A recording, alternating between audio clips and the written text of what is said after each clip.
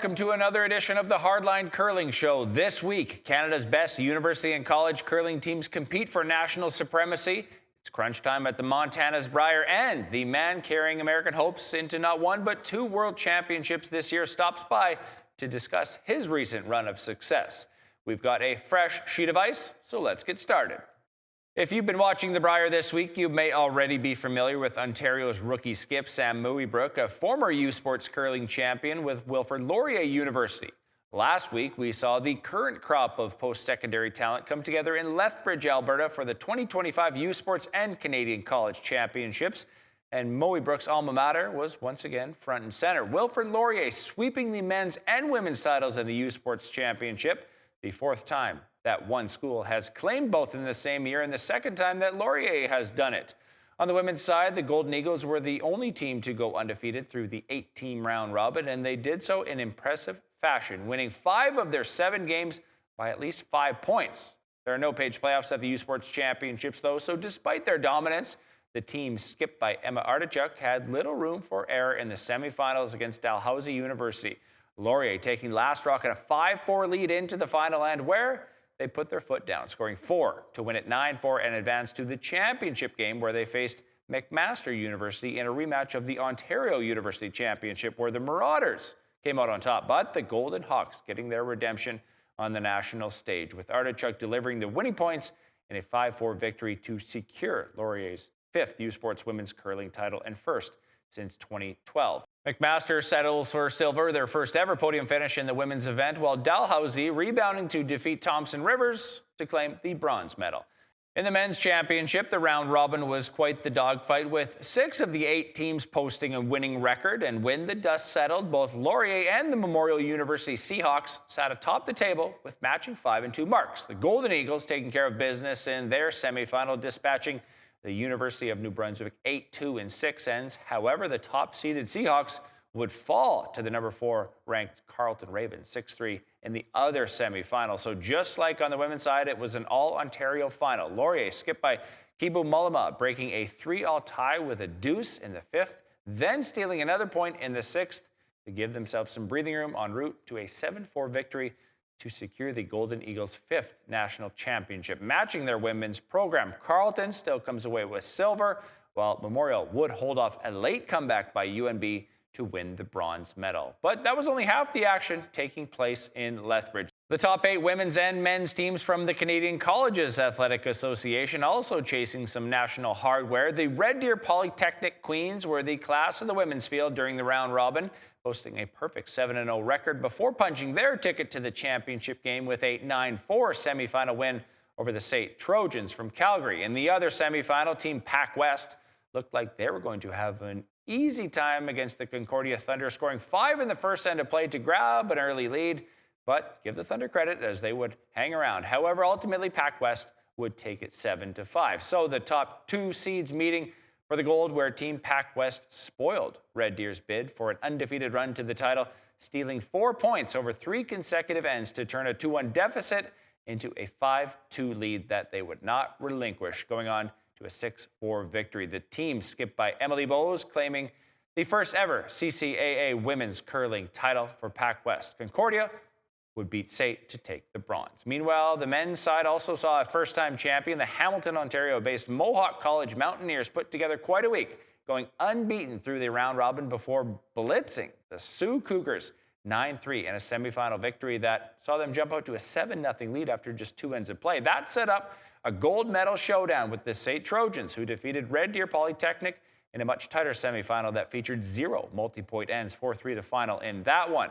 The championship game would go right down to the wire, with SAIT taking the hammer into the final end, but trailing 5-4. But the Mountaineers, led by skip Jacob Jones, would not give the Trojans an opening to convert, stealing 3 to claim the gold with an 8-4 win. And Red Deer Poly topped Sioux College for the bronze. Congratulations to all 4 national championship teams. It may be only a couple years before we see some of these players competing at the Scotties or the Brier, just like Sam Mouillebrook. That, of course, takes us to the Montana's Brier, which is getting down to the nitty-gritty at Prospera Place in Kelowna. Many of the top contenders doing their thing this week, jockeying for those 6 precious playoff spots as the field got whittled down by 2/3 after the conclusion of pool play. Remember, there are no tiebreaker games anymore. It's head-to-head records and, if necessary, last draw to the button stats that determined which teams advanced to the playoffs. Now, the Page playoffs are set for Saturday with draws going at 12:30 p.m. and 6:30 p.m. Pacific time. The semifinal takes place on Sunday at 11 a.m. and the championship game is scheduled for 5 p.m. We will, of course, have a full recap of the event next week on the show.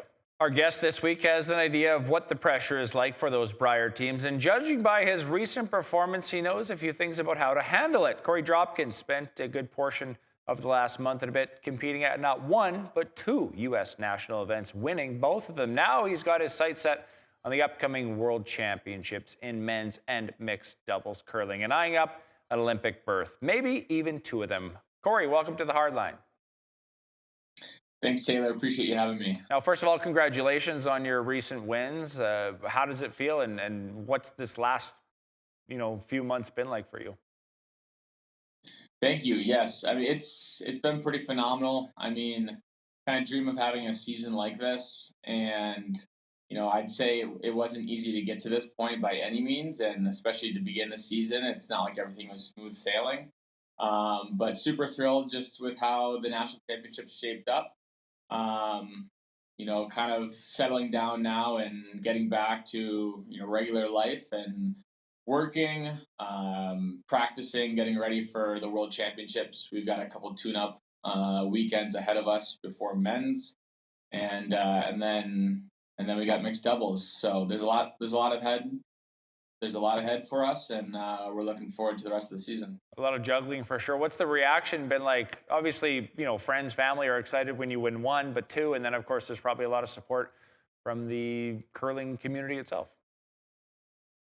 Yeah, there sure is. I mean, lots of messages just from family, friends, especially old friends too, from back where I grew up in Massachusetts, and just throughout. There's a lot of people that I've met on my journey, and that it's always nice to catch up when we get that opportunity. So thrilled about that support, and coming home to the DCC in Duluth.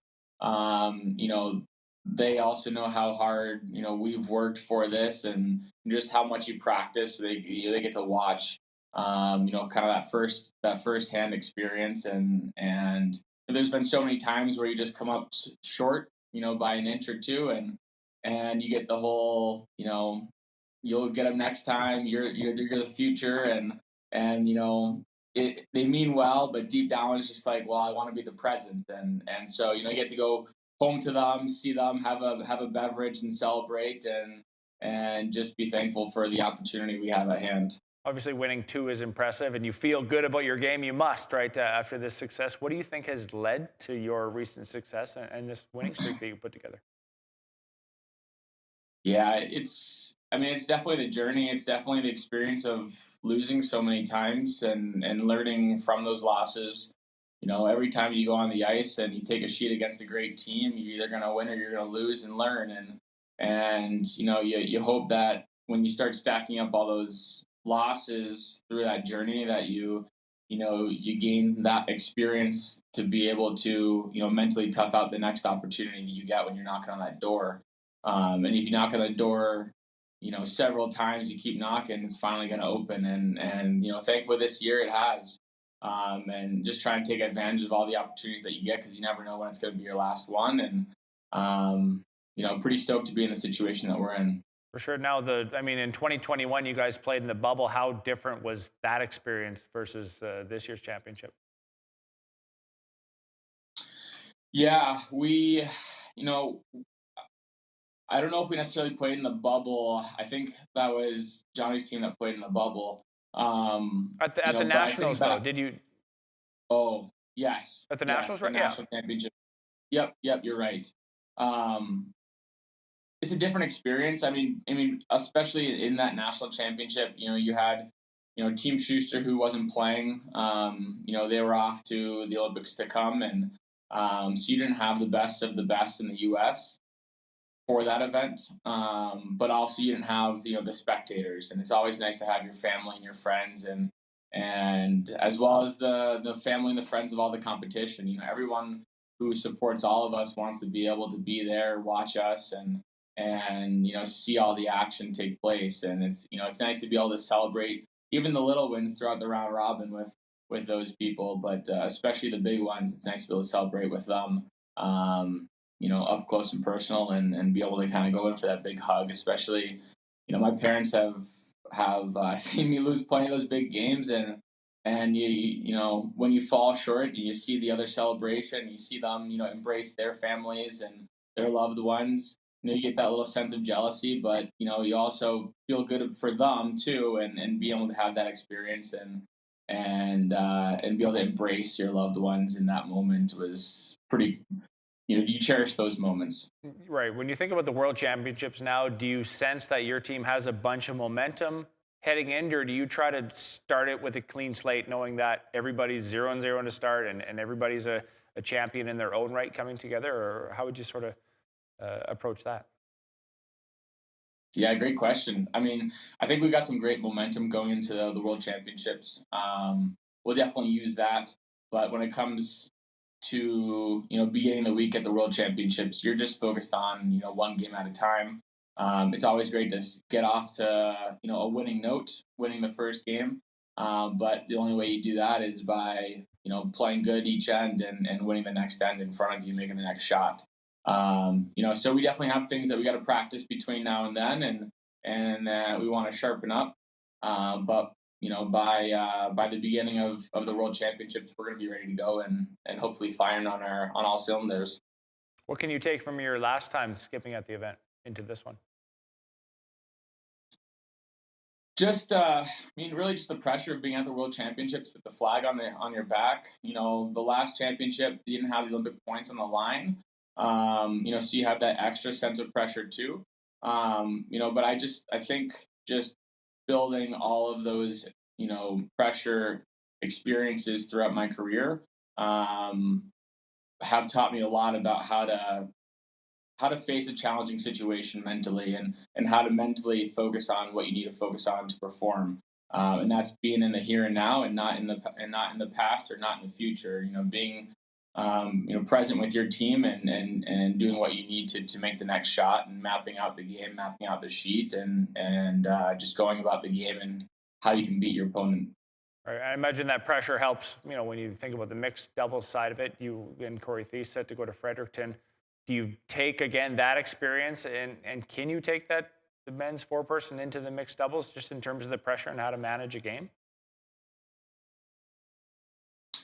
Yeah, I think so. I mean, all those moments build up to build on that experience, and I think my guys have that previous experience of especially losing in a final for the Olympic trials, or for the Olympics, I should say. Um, it's not easy. It really sucks, and those are the experiences that you learn from. But that trials win that Corey and I now have for mixed doubles, you know, being able to take that, and having those conversations with my guys team as to how we want to handle those tough situations, whether you're leading or you're trailing in a big game with the Olympics on the line. Being able to stay in the present, and be there supporting each other in that kind of moment, and just breathing through it, because that's one of the big things too, is just making sure you keep breathing. At the end of the day, it's a sport. It's a sport that we love, and it's a sport that we love to play. So let's make sure we're enjoying it, and especially cherishing those big moments that you're playing. And if you were to tell yourself 20 years ago, when you're 9, 10 years old, that in 20 years you'll be playing for the Olympics, you're gonna be in the final game, and you'd be pretty darn thrilled to have that opportunity. But if you were to tell your younger self, just enjoy it, and I think if you take that advice, be in the moment, stay present with your team, and enjoy that moment. I think you're gonna play that much better. For sure. This might be a hard question to answer because I'm going to compare it to having kids. You can never really have a favorite kid. So when you win a championship, you might not have a favorite championship. I imagine they're all special. Does either one of these this year they'll feel any extra special for any particular reason? Oh shoot! I mean, they're both super special, but I will say that winning the men's national championship was probably the cherry on top between the two, and doing in front of my now home crowd in Duluth, and having the place packed with family and friends. Not that Denver wasn't, because I we had a good following there too, and some super special friends that came through to watch. But the national championship, that's been sort of a monkey on my back in a way, on our back. Even though we had 2021, John wasn't in the field, and so there's always kind of an asterisk on that one. And so for this one, beating him in the semi and then getting a real hot Danny Casper in the final that hadn't lost a game, trailing against them after four ends, with I think what Andrew calculated was a 7.6 percent chance to win. Being able to come back and make a big shot in the extra end in a big moment and have that celebration that the guys have been dreaming about, for years on end. Yeah, that was a pretty special moment. That one probably takes the cake. I was going to say you'll remember that for a long time. When it comes to the mixed doubles, though, there's obviously a little bit of pressure in the Olympic berth, as we touched on. Do you think that you guys have a good chance and whatnot of advancing to go to the Olympics? How would you sort of assess your guys' outlook heading into that tournament? I think we have a great chance. Every team, there's a lot of great teams there too at the World Championship. Um, you know, and Corey and I, we're a great team. We know how to make a lot of shots. And I think we're going to be very, very competitive. We won the World Championship 2 years ago. So we're going to take that experience and use that to our advantage. I think that gives us a lot of confidence moving into Fredericton. But we also have big shoes to fill. I think we need to for sure make playoffs, if not make the medal rounds. But when you're there, you got to just make sure you're focused on playing your game and not really focused on wins and losses and how every other team's doing out there. At the end of the day, we got to focus on the process and let the pieces fall as they do. But I think I like our chances. We're gonna be gunning for the medals for sure. Hoping to bring back another world championship. Right, and then earn an Olympic berth with that. What will it mean to you? If you get that opportunity to represent your country at the Olympics. It's been my dream. It's ever since I was 9 years old, 10 years old. Watching the '06 Olympic Games, watching Pete Fenson and his squad win the bronze medal. Kind of having the reality of, oh my God, American team can do this. I was born into the sport of curling through my family. I grew up at the curling club, tossing little rocks since I was 5. And it's always been a dream to go to the Olympics. It's been something that's fueled my fire and my life. And that's why I moved to Duluth, Minnesota 12 years ago, to chase my dreams and pursue the Olympics. So this would be a little boy's dream come true. Very cool. Now, of course, there's still the men's Olympic trials later this year. So you Correct. have a chance at potentially 2 Olympic events you could be competing in. Yes. Yep. Yeah. It's nice in the U.S. to be able to compete in both, and I know multiple countries now have that capability for their athletes. But yeah, we'll be gunning for those Olympics too, or for that spot with my men's team in November. My men's team at World Championships just has we've got the same big shoes to fill when it comes to securing our country's spot for the Olympics, just like mixed doubles does. It's nice to have that more personable feel with mixed doubles because we're working to earn our country's and our spot at the Olympics. But we don't take on that men's side the job at hand lightly by any means. We want to make sure that the teams that are at the trials in November are playing for that direct berth into the Olympics. So pretty cool to be able to play for both. Now to secure those spots for our country. Yeah, well, no doubt. Well, Korey, we appreciate you joining us tonight, and best of luck at those events and everything else down the road for you guys. Thank you, Taylor. Appreciate you guys having me on this. And that wraps up our show for this week. Thanks again to Korey Dropkin for spending some time with us tonight. Remember to follow us on Facebook, X, and Instagram, and subscribe to our YouTube channel to keep up with all the latest news. You can also find every episode of the show on Apple Podcasts and Spotify. Our next episode will come your way on March 14th. Until then, thanks for watching and good curling.